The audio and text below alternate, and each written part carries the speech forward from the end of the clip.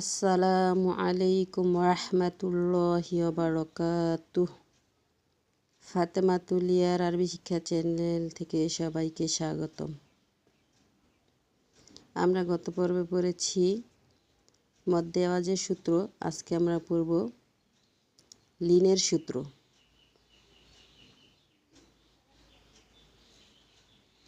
চলুন আমরা পড়া শুরু করি। আউযু বিল্লাহি মিনাশ শাইতানির রাজিম। বিসমিল্লাহির রহমানির রহিম। রব্বি জিদনি ইলমা রব্বি জিদনি ইলমা রব্বি জিদনি ইলমা রব্বি ইশরাহ লি সাদরি ওয়া ইয়াসসির লি আমরি ওয়াহলুল উকদাতাম মিন লিসানি ইয়াফকাহু কওলি। চলুন আমরা পড়াগুলো শুরু করার আগে মধ্যে লিনের সূত্রটাকে পড়ে নিই। আগে আমরা লিনের সূত্রটা মুখস্থ করে নেব, এরপর আমরা পড়াগুলোকে পড়ব। জবরের বাম পাশে যজমওয়ালা ওয়াও। জবরের বাম পাশে যজমওয়ালা ওয়াও। জবরের বাম পাশে যজমওয়ালা ইয়া। জবরের বাম পাশে যজমওয়ালা ইয়া, লিনের হরফ। তাহলে কথাটা কি হচ্ছে? জবরের বাম পাশে যজমওয়ালা ওয়াও, জবরের বাম পাশে যজমওয়ালা ইয়া, লিনের হরফ। লিনের হরফের বামের হরফে ওয়াকফ করিলে এক আলিফ টানিয়া পড়িতে হয়, ইহাকে মধ্যে লিন বলে। আমরা খেয়াল রাখব যে জবরের বাম পাশে যদি যজমওয়ালা ওয়াও বা জবরের বাম পাশে যজমওয়ালা ইয়া পাই, তাহলে আমরা ওয়াকফের স্থলে যদি এই দুইটা হরফ পাই, তাহলে আমরা এটাকে মধ্যে লিন করব। আর মদ মানেই হচ্ছে টানা, তাহলে লিনের হরফকে এক আলিফ টেনে পড়তে হবে। তাহলে আপনারা পড়ার আগে এই সূত্রটা মুখস্থ করে নেবেন। এই সূত্রটাকে মাথায় রাখবেন যে জবরের বাম পাশে যজমওয়ালা ওয়াও, জবরের বাম পাশে যজমওয়ালা ইয়া, লিনের হরফ। লিনের হরফের বামের হরফে ওয়াকফ হলে এক আলিফটা নিয়ে পড়িতে হয়, ইয়াকে মধ্যে লিন বলে। যেমন পড়াটা আপনাদেরকে পড়িয়ে দেখাচ্ছি।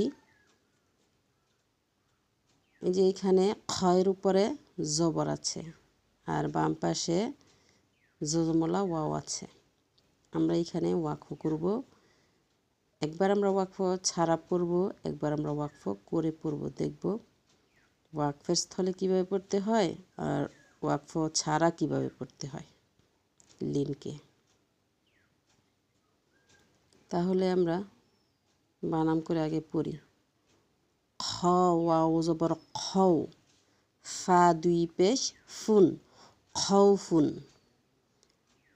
আমরা এখানে খৌফুন পড়েছি, এইটাকে আমরা এখন ওয়াকফ স্থল করে দেখাবো, মানে ওয়াকফ করে দেখাবো যে ওয়াকফের স্থলে এই পড়াটা হলে কীভাবে পড়তে হয়। যদি মধ্যখানে লিন হয়, আয়াতের মধ্যখানে আসে, তাহলে লিন টানতে হয় না, কিন্তু ওয়াকফের স্থলে আসলে টেনে মধ্যে লিন এক আলিফ টেনে পড়তে হয়। খৌফুনকে আমরা পড়ব খৌফ। আমরা ওয়াকফ করলে ওয়াকফের শেষে যেই হরফটা থাকবে আয়াতের শেষে, সেই হরফটার জের জবর পেশ, দুই জবর দুই জের দুই পেশ যাই থাকুক, আমরা তা ফেলে দিয়ে আমরা এর উপরে একটা আরজি সাকিন ধরব। মনে মনে আমরা একটা সাকিন ধরব, সেই সাকিনটার নাম হচ্ছে আরজি সাকিন। তাহলে আপনারা পড়বেন খৌফ এইভাবে। আরেকটু সহজ করলে ওয়াওর উপরে যেমন একটা জজম আছে, আমরা ওয়াকফ স্থলে এর উপরে তানবিন বা হরকত যাই থাকুক ফেলে একটা সাকিন ধরবো। তাহলে কিভাবে একসাথে বানামে একবার দেখাচ্ছি যে কিভাবে ধরবেন। খ ওয়াও ফা জবর খৌফ, এইখানে আমরা লিন করে এর উপর একটা জজম ধরে আরজি জজম ধরে মানে আরজি সাকিন ধরে পড়তেছি। ঠিক আছে, তাহলে এইভাবে আপনারা পড়বেন, বুঝতে পারবেন। নুন ওয়াও জবর নাও, মিম দুই পেশ মুন, নাও মুন, নাউম। কফ পেশ কু, র ইয়া জবর রই, কুরই। শিন দুই জের শিন, কুরই শিন, কুরইশ। সৎ ইয়া জবর সই, ফা দুই পেশ ফুন, সইফুন, সইফ। বা ইয়া জবর বাই, তা দুই পেশ তুন, বাইতুন, বাইত। এখানে তাকে আমরা হামস করে পড়তেছি। হামসের হরফ 10টি।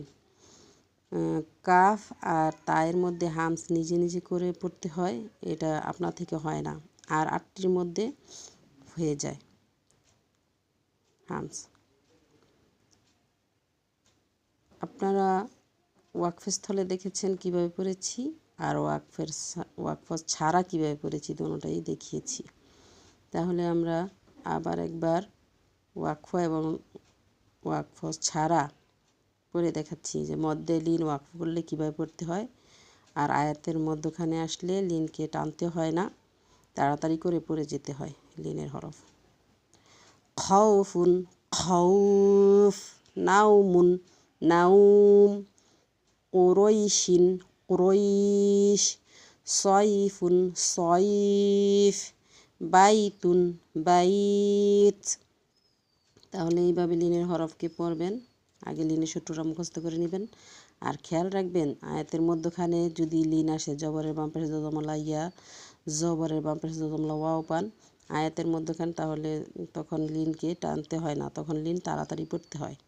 কিন্তু ওয়াকফের স্থলে লিনের হরফকে মধ্যে লিন করে পড়তে হয়, একালিফ টেনে। খেয়াল রাখবেন, এইভাবে আপনারা পড়বেন, ইনশাল্লাহ আপনারা পড়াগুলোকে বুঝতে পারবেন। আজকে এই পর্যন্তই। আসসালামু আলাইকুম ওয়া রাহমাতুল্লাহি ওয়া বারাকাতুহু।